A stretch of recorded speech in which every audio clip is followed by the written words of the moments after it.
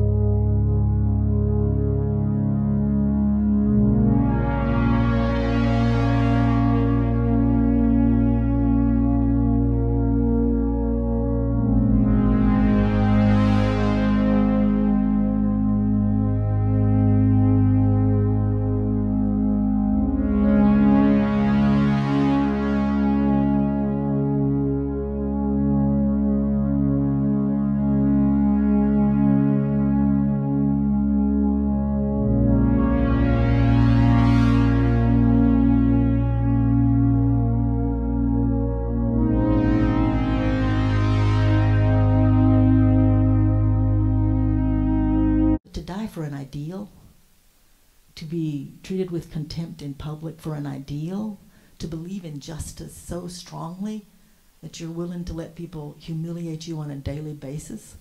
That was the life of a 20-year-old lesbian in Tallahassee, Florida in 1969, 70. Yeah. But then you just get a whole bunch of others and you all go downtown in a large group. You get together 200-300 dykes, especially with banners and posters and chants. You know, it was just kind of exhilarating and wonderful. It was almost as good as sex. Community organizing on that level. And it seemed to me that almost everything I did, particularly in my early 20s, was about things that did not directly bear on my life. You know, fighting for abortion rights. Let me tell you, girls don't make girls pregnant.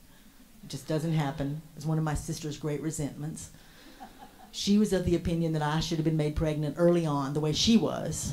And it was just that I was going out with girls, and then I was so lucky. And then fighting for childcare, and fighting for rape consciousness, and fighting for crisis intervention, and battered women's shelters. It seemed to me that everything that I did was completely reasonable and necessary. And at the point at which I was doing that in my 20s, almost every other woman I know believed that it was necessary.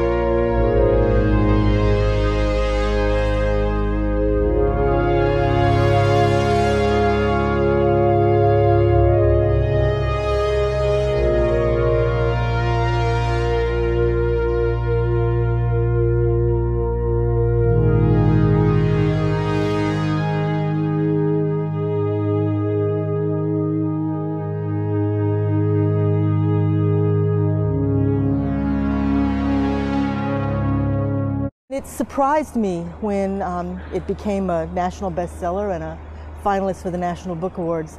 Truthfully, what I really wanted to do in that novel was essentially two things. I wanted to tell a true story about family violence and incest. True in the sense that it was totally real and accurate to my lived experience, and took people deep inside something they didn't want to know about.